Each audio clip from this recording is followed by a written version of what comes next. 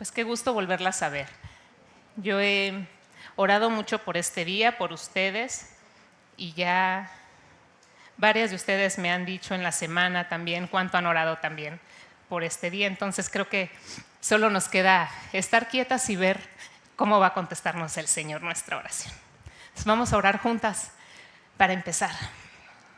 Señor, cuántas gracias te damos, gracias por tu alabanza, gracias por este tiempo que nos permites adorarte juntas. Te pido, Señor, que pongas nuestro corazón dispuesto, que ayudes a que nuestro corazón esté atento, nuestros oídos abiertos para escuchar tu palabra. Gracias, Señor, porque tu palabra es viva y eficaz, porque tu palabra, Señor, sobrepasa por mucho a quien la comparte, Señor. Te pido, Señor, que esto sea una realidad del día de hoy, que tú hables a cada una de nosotras, Señor, más allá incluso de lo que yo pueda venir y compartir aquí hoy. Te necesitamos en este tiempo, Señor, en el nombre de Jesús. Amén. Muy bien, pues, como saben por el título del estudio de hoy vamos a reflexionar a través de la vida de María. Vamos a hablar un poco del sufrimiento y de la gracia, cómo estas dos cosas conviven. Y es que siempre hay una parte en nuestra vida en donde nos preguntamos ¿por qué tanto dolor? ¿Por qué sufrimos tanto? ¿Cómo puede existir tanto dolor? Ya sea que lo veas un poco de lejos, ¿no? Que esté probablemente, incluso en las noticias si quieres, pero a veces está muy de cerca. A veces está muy de cerca a nuestra casa, a nuestra familia, incluso nosotros mismos. Y nos llegamos a preguntar en esos momentos, ¿dónde está Dios? ¿Dónde está Dios? ¿Cómo puede Dios ver tanto sufrimiento y no intervenir? Y no hacer nada al respecto. ¿Están bien leídos? Muchas gracias, Debbie. Son muy amables todos aquí. Cuando pasan estos momentos, yo no sé si se lo han preguntado, yo me lo he preguntado y yo creo que la mayoría de la humanidad se lo ha preguntado. Si Dios es bueno, si Dios existe, ¿por qué no interviene? ¿Cómo puede haber tanta calamidad? ¿No? A lo mejor existe y es bueno, pero no es todopoderoso y no puede acabar con tanta calamidad. Eso también podría pasar por nuestra mente. Son preguntas difíciles de contestar y hoy vamos a tratar de darnos una asomada a lo que la palabra dice sobre esto. Y es que en algún libro leí una vez que decía, el dolor y la maldad llegan sin avisar, ¿no? No juegan limpio, se aparecen así como de repente. Uno solo tiene que vivir el tiempo necesario para experimentar un poco de dolor.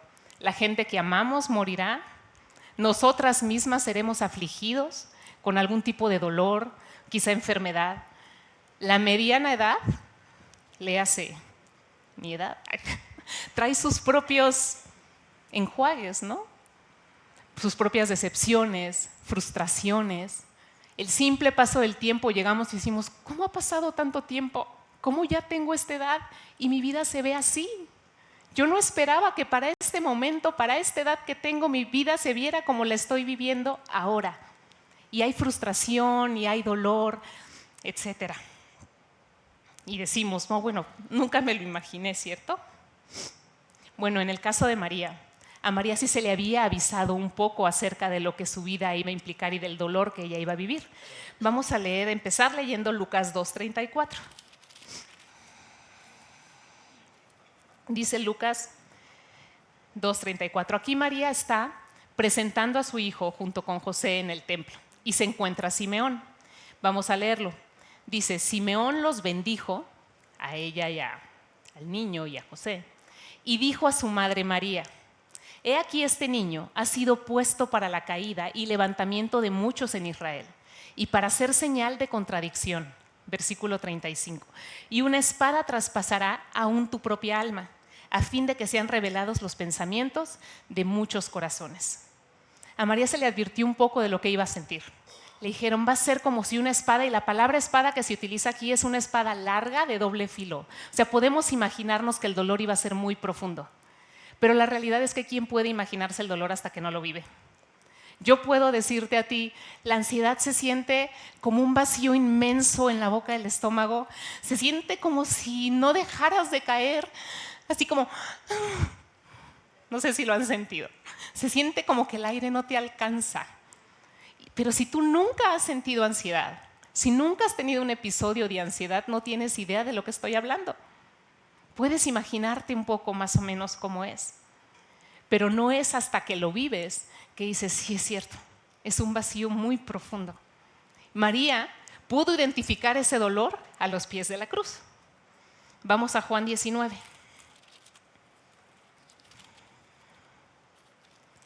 Y en Juan 19 vamos a leerlo a partir del versículo, voy a leer el 17, me voy a ir saltando algunos.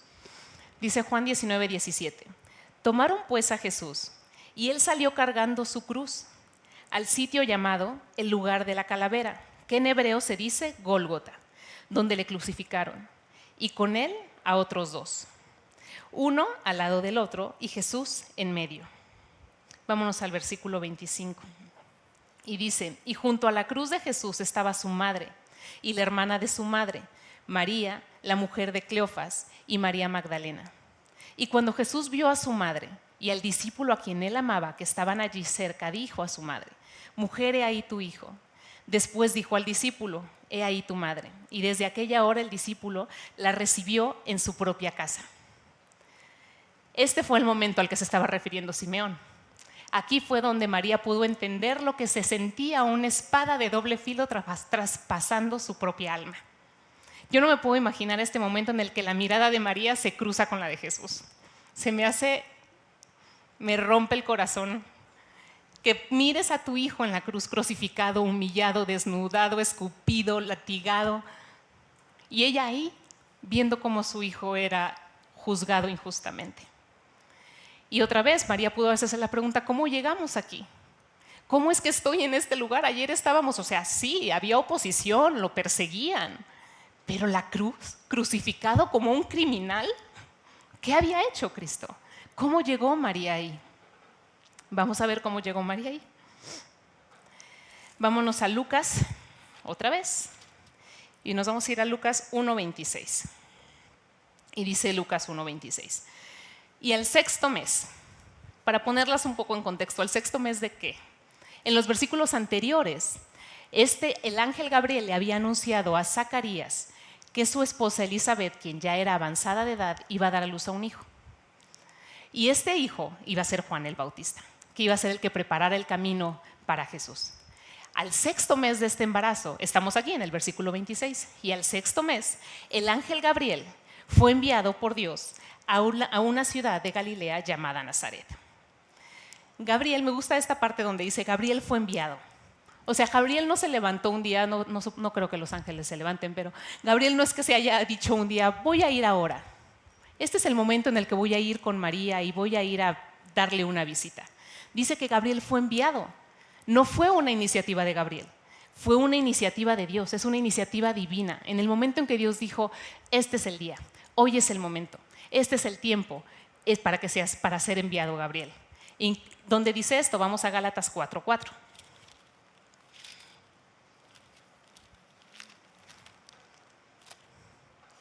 Y dice Gálatas 4:4. Pero cuando vino la plenitud del tiempo, Dios envió a su Hijo, nacido de mujer, nacido bajo la ley, a fin de que redimiera a los que estaban bajo la ley, para que recibiéramos la adopción de hijos. Este es el tiempo. Esta es la plenitud del tiempo.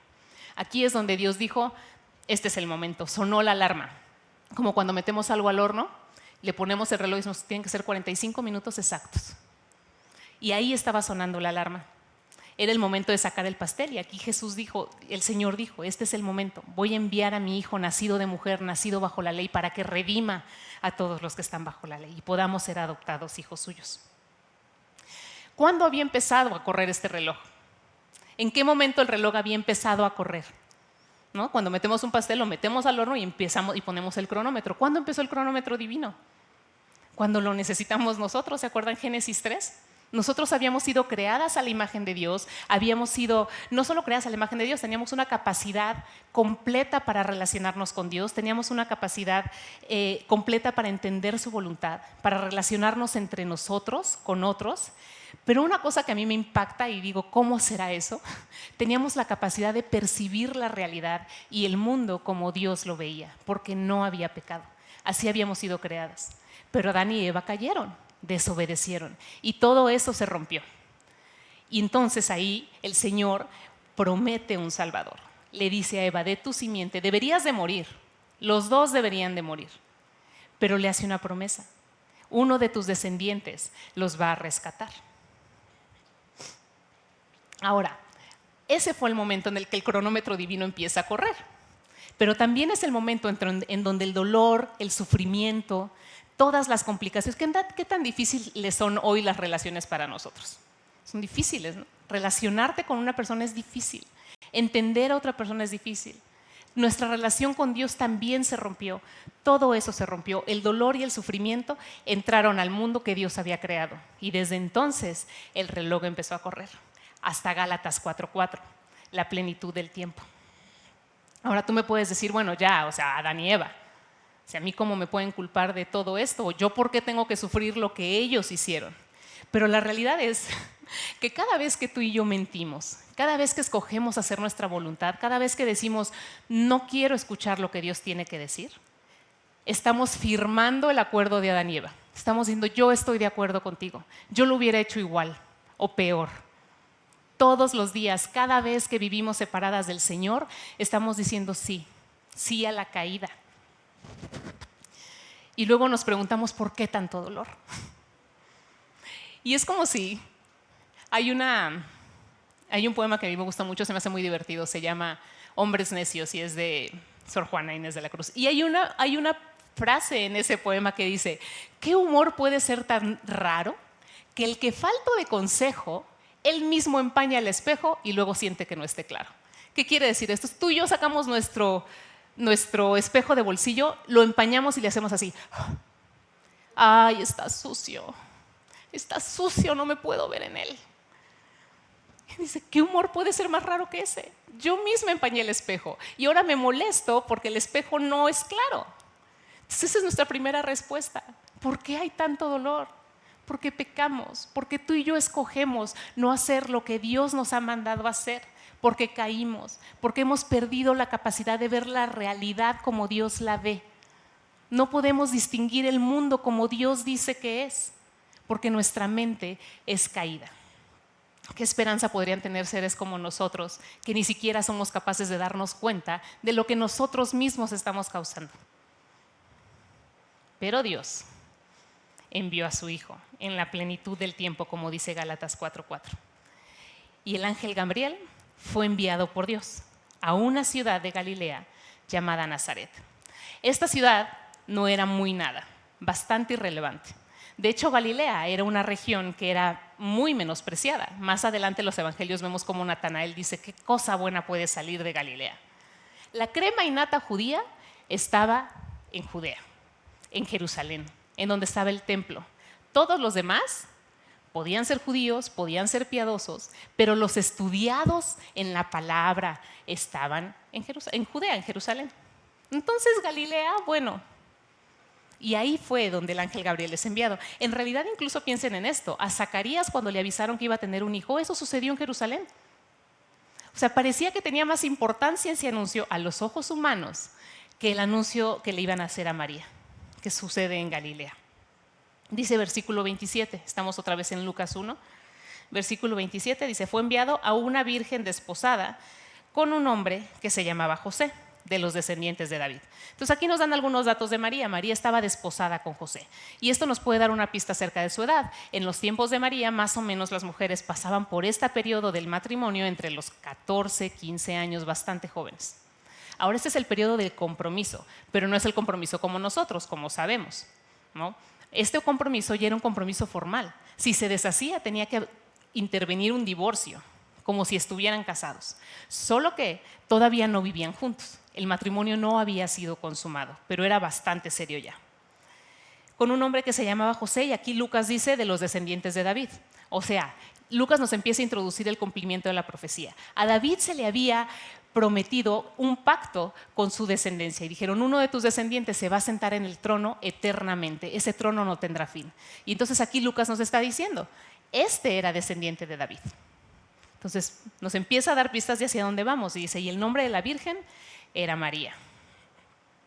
Vamos a seguir al versículo 28. Y entrando el ángel le dijo, salve, muy favorecida, o llena eres de gracia en otras traducciones. Esta palabra salve es un saludo regular, pero tiene una carga emocional. Es como si le dijera: alégrate, alégrate muy favorecida, alégrate, llena eres de gracia. Nosotros ya vimos dónde va a estar María en 30 años a partir de aquí. Va a estar a los pies de la cruz, va a estar viendo a su hijo crucificado. Pero fíjate cómo le dice el ángel: regocíjate. Si yo hubiera sido vecina de María, yo le hubiera dicho: no estoy segura, no estoy segura de lo que te están diciendo. No solamente iba a terminar a los pies de la cruz, María iba a tener por enemigo al que podría ser el segundo hombre más importante de su tiempo, Herodes. La iba a perseguir para matar a su hijo recién nacido. Iba a tener que huir del lugar de donde ella era. Además iba a tener todo el poder religioso, todo el poder político en su contra. Es más, su propia familia, sus propios hijos iban a estar en contra de Jesús también. Ella iba a ser humillada. Podemos imaginarnos lo que sea. Eso iba a pasar, nosotros lo sabemos. Pero en este punto María no tenía ni idea. Y le dice: regocíjate, muy favorecida, llena eres de gracia. El tiempo verbal en el que está esto quiere decir la que ha sido y permanece llena de gracia. Y esta palabra, aquí tenemos que tener mucho cuidado. Esta palabra es la misma palabra que se ocupa en Efesios 1:6. Vamos rápido, Efesios 1:6. ¿Y por qué voy a ir aquí? Nada más déjenme aclararles esto. Esta palabra llena de gracia, diría Pedro en una de sus cartas, el apóstol Pedro: los indoctos e inconstantes las tuercen para su propia perdición. La Iglesia Católica enseña que María es llena de gracia y que puede dar gracia, que ella puede ser dispensadora de gracia. Pero eso no es lo que la palabra enseña. Vamos a Efesios 1:6. Dice Efesios 1:6, aquí está escribiéndole Pablo a la iglesia de Éfeso. Está encarcelado Pablo y está meditando en las verdades de Dios. Y dice algo así como desde el versículo, no voy a leer desde el versículo 3, pero para que se den una idea. Dice: bendito sea el Dios y Padre de nuestro Señor Jesucristo. En el versículo 5 dice: porque nos predestinó para ser salvos. Y en el versículo 6, que es el que quiero que pongamos mucha atención, dice: para alabanza de la gloria de su gracia, que gratuitamente ha impartido sobre nosotros en el amado. ¿Quién es el que provee la gracia? El amado. En el amado. No dice: para alabanza de la gloria de su gracia que ha impartido sobre nosotros en María. La gracia de Dios, impartida a través de todos los tiempos, todos los hombres que han alguna vez recibido gracia de Dios, ha sido en el amado. No hay gracia separada de Cristo. Ahora me dirás: bueno, ok, sí, pero ahí Jesús todavía no nacía. A María se le llenó de gracia antes del nacimiento de Cristo. Y podría ser una pregunta genuina. Qué bueno que lo pregunten. Vamos a 2 de Timoteo 1:8. Aquí Pablo escribiéndole ahora a su pupilo. Y otra vez está hablando sobre Dios y dice versículo 8: por tanto, no te avergüences del testimonio de nuestro Señor, ni de mí, prisionero suyo, sino participa conmigo en las aflicciones por el Evangelio, según el poder de Dios. Pongan atención aquí: quien nos ha salvado y nos ha llamado con un llamamiento santo, no según nuestras obras, sino según su propósito y según la gracia, otra vez, según la gracia que nos fue dada en Cristo, otra vez. ¿Desde cuándo? Desde la eternidad. La gracia que Cristo nos ha provisto y que ha provisto a la humanidad ha sido una gracia dispuesta desde la eternidad. La gracia que impidió que Adán y Eva murieran por su pecado fue gracia en Cristo. Se prevenía que Cristo iba a pagar por ese pecado. Y aquí el ejemplo que nos han dado nuestros pastores muchas veces, que es un muy buen ejemplo, ningún ejemplo es perfecto, pero esta ilustración nos puede ayudar a pensar en eso, y es el ejemplo de cómo pagamos con una tarjeta de crédito. Nuestros hijos tienen una tarjeta de crédito, son menores de edad, bueno, Diego ya no, pero esa tarjeta está ligada a la tarjeta de su papá. Tiene su nombre, pero no es su dinero. Y cuando nosotros los mandamos a comprar algo y le decimos: ve, cómprate tal, pagas con la tarjeta, ellos no llevan dinero, no tienen ni idea de si les va a alcanzar, ni cuánto hay en la tarjeta, no tienen ni idea. Es más, cuando su papá fue al banco y dijo: quiero una tarjeta a nombre de mis hijos, el banquero no le dijo: no los conocemos, ¿cómo sé que me van a pagar? les dieron la tarjeta y pusieron su nombre en la tarjeta porque dependía del historial crediticio de su papá.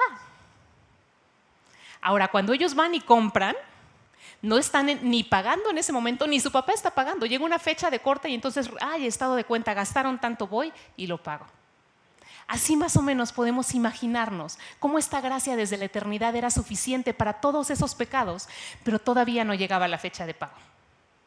Ellos sabían, había un contrato ya abierto desde antes de que ese pago iba a llegar y que estaban confiados, no en ellos, no en las obras de María, no en la pureza de María, sino en el pagador que iba a ser Dios. Y esta falsa enseñanza, hermanas, ha sido objeto de la mayor idolatría en nuestro país.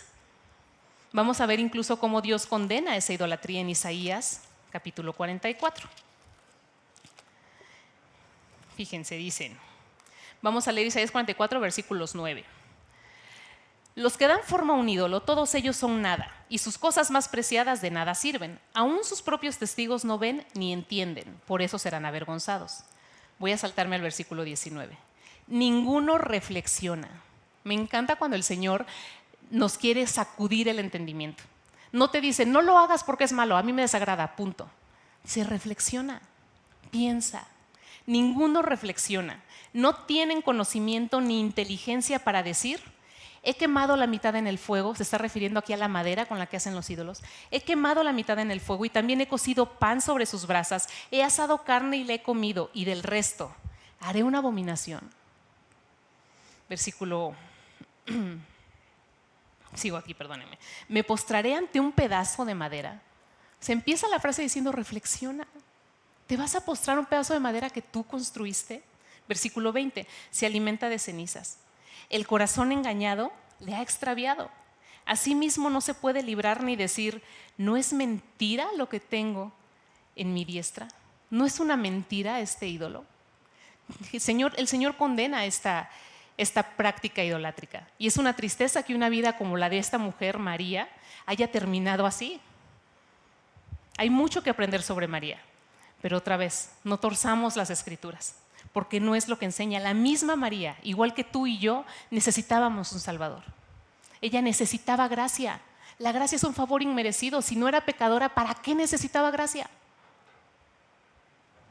Vamos otra vez aquí a Lucas. Y fíjense cómo la misma María dice, se entiende a sí misma como necesitada de un Salvador. En el capítulo 1, versículo 46, este es el himno que se conoce de María como el Magnificat. No lo vamos a leer todo, léanlo en sus casas, pero fíjense cómo dice María aquí. Entonces María dijo, mi alma engrandece al Señor y mi espíritu se regocija en Dios, mi Salvador. Ella sabía que necesitaba un Salvador, igual que tú y yo. Ahora sí, seguimos adelante en Lucas 1:28. Y entrando el ángel le dijo, salve, muy favorecida o llena eres de gracia. El Señor está contigo. La presencia del Señor en nuestra vida se hace patente a través de su gracia. Tú puedes decir, es que yo no lo siento, yo no siento que el Señor esté conmigo. Otra vez, acuérdate lo que te dije al principio. No tenemos la capacidad de ver las cosas como realmente son. La realidad no es lo que sientes o cómo piensas. La realidad es lo que dice su palabra. Y aquí dice, el Señor está contigo a través de su gracia. A María se le había provisto lo que iba a necesitar para lo que iba a vivir. Le dice el ángel, llena eres de gracia. Puedes identificar la presencia de Dios a través de esta gracia. Y esta gracia es suficiente. Otra vez con el ejemplo de la tarjeta, lo que les decía, ¿no? Los niños nunca se preguntan, pero ¿sí alcanzará para pagar? Es que me encargaron esto es muchísimo. Nunca se lo preguntan. ¿Saben qué va a pasar?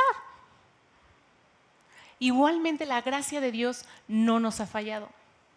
Si estás aquí hoy, la gracia de Dios ha sido suficiente para traerte con bien, para sostener cada respiración. Todo en tu vida es por gracia. Perdón. Ahora si nos preguntamos esto, ¿no? Bueno, entonces Dios es poderoso para hacer las cosas. Es poderoso. Hasta hoy nos ha sostenido. Y me podrías decir, bueno, sí, pero saliendo de aquí llego a casa y tú no sabes, o sea, la situación en mi casa, la salud de mi hijo, perdón que se me resecan, mi esposo, otra vez. Es como si Diego me dijera, pero las tortillas ya subieron, no sé si va a pasar la tarjeta. Y no quiero menospreciar el sufrimiento que cada una de nosotras puede estar pasando, pero para los estándares divinos, para el estándar de Dios, es como si le estuviéramos diciendo, a lo mejor me faltan 5 pesos. Su gracia es suficiente. Su gracia te va a librar y te va a acompañar. Esto es lo que le dijo a María, esto es lo que necesitas, tú necesitas gracia. Termina este versículo diciendo, bendita eres tú entre todas las mujeres. Efectivamente, el llamado que María tenía era único. Único entre todas las mujeres. Ninguna de nosotras lo va a vivir, nadie, nunca se va a volver a repetir. Sí era una bendición muy particular. Vamos al versículo 29 y dice, pero ella se turbó mucho de estas palabras y se preguntaba qué clase de saludo sea este. Esta palabra se turbó, tuvo agitación, un poco de miedo, ¿no? Ansiedad a lo mejor. Esto no es pecado. ¿Qué hacemos con el miedo? ¿Qué hacemos con la ansiedad? Es lo que puede volverse o caer en pecado. Pero dice, María se inquietó por esto. Y se inquietó por las palabras, porque las palabras eran muy particulares. En el Antiguo Testamento lo que María conocía, y lo conocía muy bien, lo podemos ver ahí otra vez, cuando lean el himno de María se van a dar cuenta que María conocía muy bien la historia de Dios y las obras de Dios. No había un registro así, de un ángel diciéndole a una mujer, tú llena eres de gracia. La gracia en el Antiguo Testamento parecía más bien como algo, como una respuesta a una oración. La mayoría del Antiguo Testamento decían, Señor, si he hallado gracia delante de ti, concédeme tal cosa. El Señor contestaba a las oraciones y decíamos, halló gracia. María no pidió gracia. María no pidió nada. Esta fue una iniciativa divina. Y esta verdad es tan profunda que de verdad las invito a que la reflexionen en su casa. La iniciativa divina para ofrecernos su gracia, sin que tú y yo la busquemos. No da tiempo aquí de hacer todo esto y uno de nuestros pastores nos decía, siempre somos deudores cuando hablamos aquí. Pero reflexionenlo ustedes en sus casas en verdad. Y dice aquí, y se preguntaba qué clase de saludo sería este, dice este versículo. Se turbó por estas palabras y se preguntaba qué clase de saludo sea este. Esta palabra se preguntaba, a mí no me gusta decir las palabras en griego porque ni yo les entiendo, pero esta en particular sí tiene mucha relación. La palabra original es dialogizomai, suena como un diálogo. Y creo que incluso está más claro del se preguntaba, porque lo que sucedía entonces es que María tenía un diálogo interno mientras esto estaba pasando. María decía, ¿qué es esto? Reflexionaba en las palabras del ángel. Y esta es una actitud que nosotras deberíamos de empezar a cultivar. ¿Cómo reaccionamos nosotros cuando algo nos turba, nos da ansiedad? Dice, reflexiona. Probablemente la reflexión no es a lo primero a lo que acudimos. Probablemente levantamos el teléfono y le hablamos a nuestra mejor amiga, le hablamos a la vecina, a mi mamá. Es que pasó esto y es que no sé qué voy a hacer porque entonces ya está aquí el niño y entonces… Cálmate, reflexiona. ¿Pero en qué reflexionaba María? Porque nosotros podemos reflexionar en muchas cosas, ¿no? Podemos reflexionar muchas veces en, bueno, mi mamá siempre lo hizo así. Y cuando a mi mamá le pasó esta misma situación, ella hizo esto. Y mi mamá salió adelante, yo puedo con esto. Pero no es en lo que María reflexionaba, ya lo vimos. María reflexionaba en las verdades y en la palabra del Señor, en lo que se decía, en lo que el Señor mandaba a decirle. ¿Qué dice la palabra de Dios acerca de esto? Y no es la única vez que Lucas lo registra también en Lucas 2:19. Vamos a Lucas 2:19. En Lucas 2:19, los pastores estaban visitando ya a Jesús nacido. Y entonces los pastores le dicen a María lo que se les había dicho de Jesús, que sería el Salvador. Y fíjate cómo reacciona María, versículo 19. Pero María atesoraba todas estas cosas, reflexionando sobre ellas en su corazón. O sea, esta era una actividad que María hacía constantemente. Atesoraba las cosas que le decían de parte de Dios y reflexionaba en ellas. No pasaba y se olvidaba, sino que las volvía a repasar, a reflexionar las palabras del Señor. La última vez que dice esto Lucas lo dice en ese mismo capítulo, versículo 50, cuando Jesús se les pierde en la fiesta de la Pascua. Jesús se les pierde 3 días y cuando lo encuentran le dicen, ¿dónde estabas? Y Jesús les contesta, bueno, ¿qué no sabían que era necesario que estuviera en la casa de mi Padre? Y fíjense lo que es el versículo 50. Pero ellos no entendieron las palabras que les había dicho. María no entendió nada, José tampoco. Versículo 51. Y descendió con ellos y vino a Nazaret y continuó sujeto a ellos. Y su madre atesoraba todas estas cosas en su corazón. ¿Cómo reaccionaba María cuando no entendía? Reflexionaba. ¿Cómo reaccionaba María cuando se turbaba? Reflexionaba. Otra vez, nuestra naturaleza es caída. No confíes en tus propios pensamientos. Reflexiona en la verdad de Dios. Reflexiona en la palabra de Dios. Esta es tu dosis de realidad. Lo que nosotros vemos es un engaño de nuestra naturaleza caída. Vamos a seguir adelante. Versículo 30. Y el ángel le dijo: no temas, María. Otra vez. María claramente entonces estaba temerosa. Y este es un imperativo, le dice el ángel: deja de temer. Deja de temer ya. ¿Por qué? Porque ya se resolvió tu problema. Ya. Lo que te tenía bien acongojada, ya tienes un conocido que te va a ayudar en este asunto, vas a salir bien librado. Dice: no temas, porque has hallado gracia. Esa es la porción que necesitamos. El antídoto del temor, el antídoto a nuestra ansiedad es su gracia. No tengas miedo. Lo mismo que le dice el ángel a María: no tengas miedo. ¿Cómo te lo podré? Del sufrimiento que vas a pasar. María todavía no lo sabía, nosotros ya lo sabemos. No tengas miedo, porque en ese sufrimiento te vas a encontrar con la gracia de Dios. Porque cuando llegues ahí, cuando hayas agotado todas tus opciones, el compadre ya no trabaja donde trabajaba, el amigo doctor ya no está, ya no tienes dinero en el banco para pagar tal cosa, en ese momento puedes echar mano de su gracia, no antes. Hay una canción que a mí me gusta muchísimo, que se llama Un lugar llamado Gracia. No sé si la han escuchado, pero uno de los versos dice: encontré un refugio que no pide para entrar, nada más que estar muriendo en el umbral. Y es que es eso. Si quieres acceder a la reserva de gracia del Señor, tienes que llegar sin nada más. Y no porque Dios te tenga que quitar todo. Lo cantábamos al principio. Tú tienes que rendir todo. Tú tienes que llegar sin nada más, sin ningún otro recurso más que su gracia. Vamos a seguir al siguiente versículo. Dice, versículo 31. Y ahora sí, aquí le dice a lo que había venido el ángel: y he aquí, concebirás en tu seno y darás a luz un hijo, y pondrás por nombre Jesús. Y fíjate que este patrón sí se repite en el Antiguo Testamento. Ya había habido muchos anuncios de ángeles para otras mujeres de nacimientos milagrosos. Que había Sara, por ejemplo, Elizabeth con Juan el Bautista, la mamá de Sansón, Rebeca, varias. Y aquí me gusta porque cada nacimiento milagroso nos está diciendo: Dios es el encargado. Toda la Biblia es una historia de muchísima maldad, de muchísimo dolor, de muchísimo pecado. Y la historia de Dios es interviniendo en todo eso para mantener y prolongar la línea mesiánica. Dios levantó reyes, jueces, Dios levantó libertadores, pero todos ellos se quedaron cortos del estándar de Dios. Cristo no. Cristo es el último nacimiento milagroso registrado en la Biblia. ¿Por qué? Porque ya no había necesidad de más. Todos los nacimientos anteriores apuntaban a este. Este era el que esperábamos. Todo lo anterior apuntaba a que un día iban a ser el verdadero libertador, el que sí iba a cumplir con el estándar divino, el que sí podía pagar por nuestros pecados. Y este es el verdadero. Entonces, todo ese patrón anterior no era necesario seguirlo repitiendo más. Y dice aquí: le pondrás por nombre Jesús. Su misión salvadora y redentora queda clarísima aquí. El nombre de Jesús significa Jehová salva. Y ahora sí, leo esto y yo decía: claro, es eso.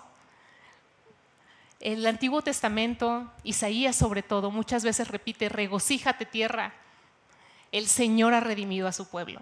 Entonces, cuando veo estas palabras en María y dice: regocíjate, has hallado gracia, Dios te ha redimido, Dios va a redimir a los suyos. Por eso podemos regocijarnos. No es que te vayas a regocijar porque el Señor va a resolver tu problema, va a sanar tu dolor. Probablemente lo haga, pero a lo mejor no. Pero el verdadero gozo y la verdadera felicidad está en que el Señor ha derramado su gracia sobre nosotros. Si lográramos entender eso, veríamos muy diferente la situación por la que sea que estuviéramos pasando. Ahora sí, versículo 32 dice, este será grande y será llamado Hijo del Altísimo. Y el Señor Dios le dará el trono de su padre David. Aquí vemos el cumplimiento de esa promesa, de ese pacto. Y reinará sobre la casa de Jacob para siempre y su reino no tendrá fin. Aquí ya lo deja clarísimo, se lo dice a María. Este es el Hijo de Dios, este es el Rey eterno, este es el que esperábamos. ¿Y qué pregunta María? María no pregunta sobre esto, porque María sabía, María conocía que había un pacto davídico, María conocía que estaban esperando un Mesías y en ese momento de la historia más desesperados estaba el pueblo de Israel por un Salvador, por alguien que los redimiera, que los rescatara de la opresión que estaba viviendo el pueblo ahí. María lo sabía. Fíjate el versículo siguiente, María no pregunta eso. Entonces, versículo 34, María dijo al ángel, ¿cómo será esto? Puesto que soy virgen. En realidad María no dice, ¿realmente pasará? María dice, yo sé que va a pasar, solo que no entiendo cómo. No entiendo cómo va a pasar porque soy virgen. Para mí, hermanas, este versículo, esta pregunta de María me habla más sobre la integridad de María que de su incredulidad. María era una mujer íntegra. María decía, yo soy virgen, no vivo con mi esposo, no es el tiempo en el que yo pueda tener una relación sexual lícita. ¿Cómo va a suceder? ¿Qué tengo que hacer yo? Seguramente pasó por su mente, por mi mente hubiera pasado, Sara. A Sara se le había hecho una promesa y Sara decidió tomar el cumplimiento de esa promesa en sus propias manos y dijo, bueno, pues ya soy grande, mi sierva, y pecó contra Dios. Dios nunca va a cumplir sus promesas ni llevar a cabo sus propósitos a costa de su propia santidad, a costa de su propio estándar. Y María se pregunta, ¿cómo será esto? Y reflexionas en tu propia vida y nos damos cuenta lo fácil que es para nosotros quebrar el estándar de Dios por obtener lo que creemos que es su voluntad o lo que creemos que es lo que más nos conviene. Seguramente Dios quiere mi bien. Yo necesito salir de este problema. El Señor me va a respaldar. Si tengo que corromper al juez, bueno, corrompí al juez, pero yo soy inocente. Pero la justicia es así, en este país así se resuelven las cosas. Si no le doy dinero al juez, esto no sale. Tengo un problema de salud, híjole, tengo que ponerle ahí un poquito la fecha en el reporte médico, porque si no mi seguro médico no me lo cubre. Y rompemos el estándar de Dios, pero eso sí, ya que se resolvió el problema, el Señor abrió puertas. El Señor fue bueno conmigo. Mira, el seguro lo cubrió. ¿De qué estamos hablando? ¿Cómo podemos usar el nombre de Dios en vano de esa manera? No nos atrevamos a hacer eso. No nos atrevamos a decir que es una obra de Dios cuando su nombre ha sido deshonrado. María, aquí, me parece que era una mujer íntegra, que dijo, yo sé que esto lo vas a cumplir, pero no sé cómo. Dime cómo. Y el ángel se lo contesta. Porque si María hubiera pecado en contra de Dios con esa pregunta, el ángel lo hubiera reprendió a Zacarías. En los versículos anteriores, el ángel le dice a Zacarías, oye, es más, vamos, porque no vaya a ser que yo diga algo que no es. En Lucas 1, el versículo es el 18.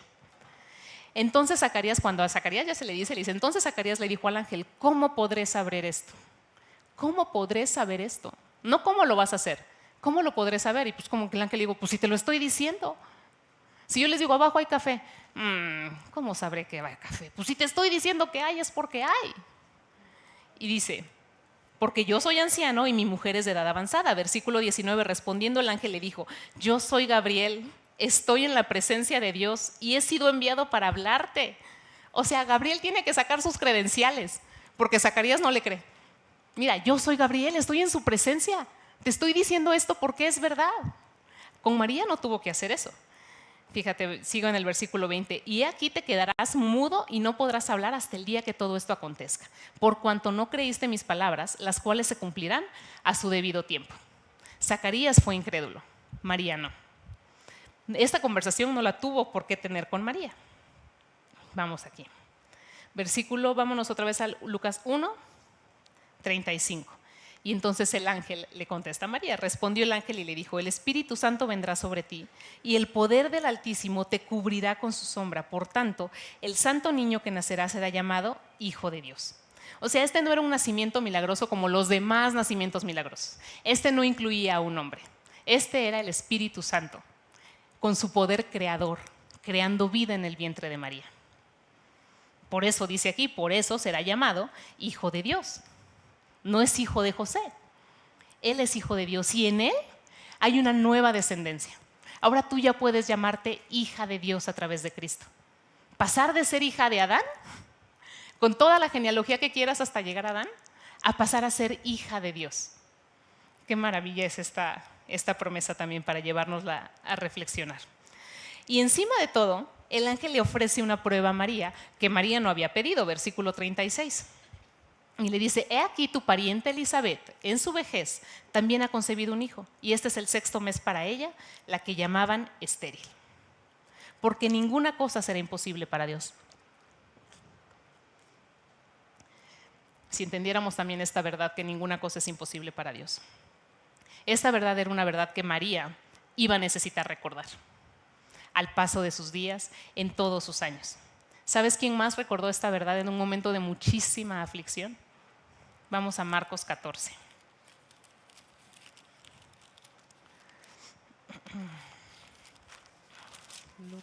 Marcos está aquí atrás nada más. Ok. Marcos 14. Y aquí está Jesús en el Getsemaní antes de ser arrestado, antes de ser llevado a la cruz. Y versículo 32 vamos a leer, 14:32. Y llegaron a un lugar que se llamaba Getsemaní y dijo a sus discípulos, sentaos aquí hasta que yo haya orado. Y tomó consigo a Pedro, a Jacobo y a Juan y comenzó a afligirse y a angustiarse mucho. Me gusta mucho ver en la palabra cuando el Señor nos deja ver esa aflicción y las emociones que también existían en Cristo, en su estado de hombre. Versículo 34, y les dijo, mi alma está muy afligida, hasta el punto de la muerte. Quedaos aquí y velad. Adelantándose un poco, se postró en tierra y oraba que si fuera posible, pasara de él aquella hora. Y decía, Abba Padre, para ti todas las cosas son posibles. Aparta de mí esta copa, pero no sea lo que yo quiero, sino lo que tú quieres. ¿Sobre qué verdad afirmó Cristo su rostro para ir a Getsemaní? Que Dios es todopoderoso. Si yo estoy pasando por esto, no es porque a ti te falte poder para librarme. Si tú estás pasando por lo que estás pasando, no es porque a Dios le falte poder para librarte. Vengamos aquí y recobremos ánimo como Cristo y el mismo ánimo que le da el ángel a María. Nada es imposible para Dios. Vamos a regresar a Lucas otra vez.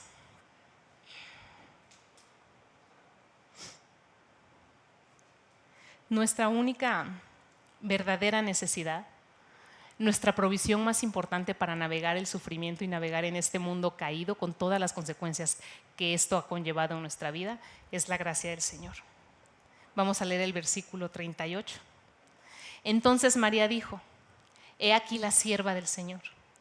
Es un poco parecido a lo que dijo Cristo también. Cuando Cristo dijo, no hay nada imposible para ti, pero hágase tu voluntad. A María le dicen, para Dios nada es imposible. Y dice María, aquí la sierva del Señor. Hágase conmigo conforme a tu palabra. Y el ángel se fue de su presencia. Con estas palabras, cuando nos preguntábamos al principio, ¿cómo llegó María donde llegó? Con estas palabras, María se esclavizó a la voluntad de Dios. Esa es la palabra que usa María cuando dice sierva, esclava voluntaria. Yo me voy a esclavizar voluntariamente a lo que tú tengas para mí, con todo lo que eso implica. Estas palabras encaminaron a María a los pies de la cruz. Y la gracia que a María se le había ofrecido ahí, la acompañó durante toda su vida. Pero al final, en la cruz, donde empezamos esta historia, pónganme mucha atención aquí. Ahí, en ese momento en el que Cristo estaba siendo crucificado, la gracia de Dios estaba siendo dispensada efectivamente. Ese era el día del corte de la tarjeta. Ahí fue el día de pago. Ahí fue donde Dios dijo, aquí está, pagado, saldado. En ese momento en el que María estaba recibiendo el dolor de la espada atravesando su propia alma, la gracia de Dios estaba siendo dispensada. Esta historia, hermanas, empieza donde termina donde empieza, porque no hay gracia separada de la cruz. Aquí la espada que estaba traspasando a María con ese dolor tan profundo era la misma espada que la iba a sanar a ella y a nosotras.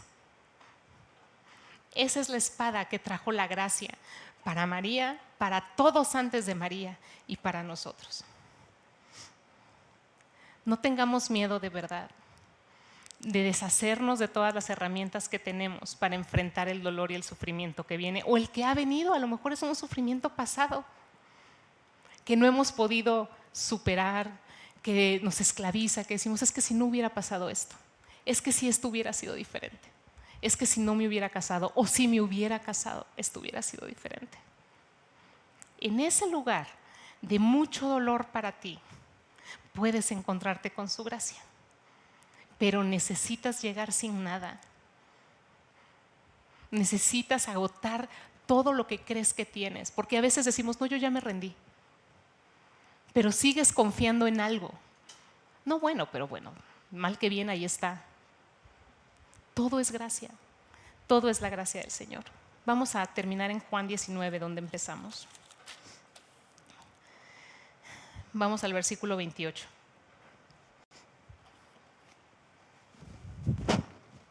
Perdón. Después de esto, sabiendo Jesús que todo se había ya consumado, esto es Jesús en la cruz y María a los pies de esa cruz, para que se cumpliera la escritura, dijo, tengo sed. Había allí una vasija llena de vinagre. Colocaron pues una esponja empapada del vinagre en una rama de hisopo y se le acercaron a la boca. Entonces Jesús dijo, ¿no es cierto? Entonces Jesús, cuando hubo tomado el vinagre, dijo, consumado es. E inclinando la cabeza, entregó el espíritu. Este es el dolor más grande de María. María vio morir a su hijo. Y Jesús dijo, consumado es. Pero fíjate en esto, ¿qué hubieran sido las palabras del ángel? María, llena eres de gracia, no temas, has hallado gracia. ¿Qué significaban esas palabras para María en ese momento? Con el dolor tan inmenso que estaba sufriendo. Y la realidad es que significaban todo. Esas palabras eran vacías si Cristo no hubiera ido a la cruz. Pero Cristo selló su promesa. Consumado es. Dijo, llena eres de gracia. Y esto es una verdad tan cierta para ella como para nosotros, como sus palabras, consumado es. Esto es lo que lo hace real y verdad. Volviendo a la pregunta que nos hacíamos al principio, ¿dónde estaba Dios? ¿Dónde estaba Dios cuando se cometía la injusticia más grande de este mundo? María pudo haber pensado eso. ¿Es en serio? ¿Todo esto para este momento, para este dolor? Toda mi vida, mi único propósito, porque para ella su propósito se lo habían dejado bien clarito, a las otras no tanto. En su palabra está claro, pero a ella le habían dicho, vas a dar a luz al Salvador. Ella pudo haber dicho, ¿dónde estás? ¿Cómo es posible? ¿Dónde estaba Dios cuando estaba sucediendo la única muerte injusta en este mundo?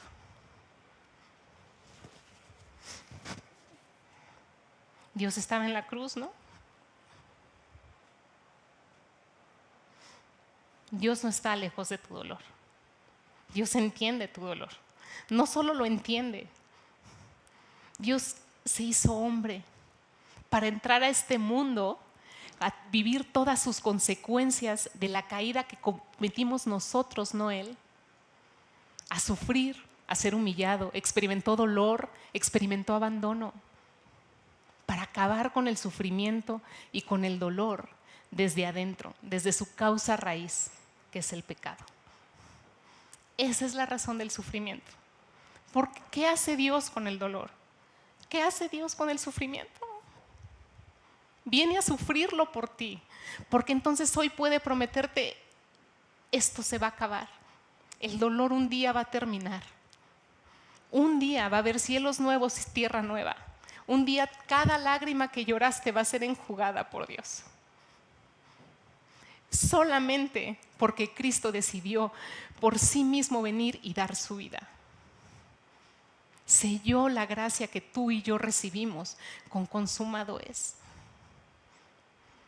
Ahora, la vida de María no termina aquí. La última vez que Lucas habla de María es en Hechos. Y esto me gusta aún más, porque María, como les decía, pudo haber dicho, bueno, pues ya di a luz al Salvador, ya murió el Salvador. ¿Qué más? ¿Qué más puedo hacer? Mi vida ha perdido todo el sentido. Y a lo mejor en algún momento de nuestras vidas nos sentimos así, pues ya, no conseguí lo que quería, mi vida es un poco un fracaso, o ya hice lo que tenía que hacer y estoy en una edad en la que creo que mis hijos ya están grandes, ya no hay mucho más adelante. Y crees que ha terminado. Pero fíjate en María, en el aposento alto, en Hechos 1, versículo 12. Entonces regresaron a Jerusalén desde el monte llamado de los Olivos. Aquí Jesús ya había sido crucificado, ya había resucitado, que está cerca de Jerusalén, camino de un día de reposo. Cuando hubieron entrado en la ciudad, subieron al aposento alto donde estaban hospedados Pedro, Juan, Jacobo y Andrés, Felipe y Tomás, Bartolomé y Mateo, Jacobo, hijo de Alfeo, Simón el celote y Judas, hijo de Jacobo. Versículo 14. Todos estos estaban unánimes, entregados de continuo a la oración, junto con las mujeres y con María, la madre de Jesús, y con los hermanos de él. La historia de María no terminó en la cruz. Y tu historia tampoco termina en la cruz. O en tu sufrimiento, para decirlo de una mejor manera. El reflector de esta historia no está a los pies de la cruz, en donde María está sufriendo. Está en la cruz, en el Hijo de Dios siendo crucificado, llenándonos de su gracia. Quita tú también el reflector de tu dolor y mira a Cristo. Y mira su gracia. Y toma de su gracia para lo que sigue. María avanzó con los demás apóstoles para compartir el evangelio más adelante, para hablar sobre el crecimiento de la iglesia y todo lo que tenemos hoy. Hay mucho que hacer todavía.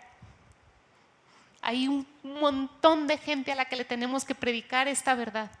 Hay una iglesia que edificar. Hay mucho que hacer. No te centres en lo que te está doliendo en este momento. La gracia de Dios te va a ayudar a pasar por eso y por los efectos de todo eso. Mira a Cristo.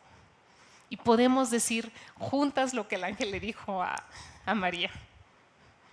Alégrate, regocíjate, aún sabiendo el dolor que viene. Consumado fue. Hemos recibido de su gracia. Llenas somos de su gracia. Por el amor y la bondad de un Dios todopoderoso. Cuando te preguntes, ¿existe Dios? ¿Le importa? ¿Qué tanto le importa? Que sufrió lo que tú y yo no sufrimos. Que Él mismo se proveyó de un cordero. Tú no tienes que ir a la cruz, tú no tienes que pagar. Yo voy a pagar. Si no has puesto tu confianza en Cristo, esta es la verdad que predicamos. Cristo murió por ti, para que no tuvieras que pagar las consecuencias de tu pecado, para que algún día pudieras dejar de vivir las consecuencias de la caída. Consumado fue, hermanas. Vamos a orar. Señor, gracias por tu palabra. Gracias por esta verdad tan profunda. Te pido que nos ayudes, que ayudes a mis hermanas, que esto, como aprendimos hoy de María, sea una reflexión constante en nuestra vida. Que podamos reflexionar cada vez que enfrentamos una dificultad y recordemos que tu gracia está ahí. Que tú fuiste crucificado por nosotras, solo para regalarnos de tu gracia, solo para regalarnos tu salvación. Trae arrepentimiento, Señor, a nuestro corazón si no hemos creído esta verdad. Perdónanos por no creer en tu bondad, en tu poder, y que estas verdades nos animen, Señor. El tiempo está cerca. El tiempo del pecado y de la maldad está contado. Tu reloj sigue corriendo, Señor, y vas a regresar por nosotros. Y el dolor se va a acabar. Confiamos en ti y en estas verdades. En el nombre de Jesús. Amén.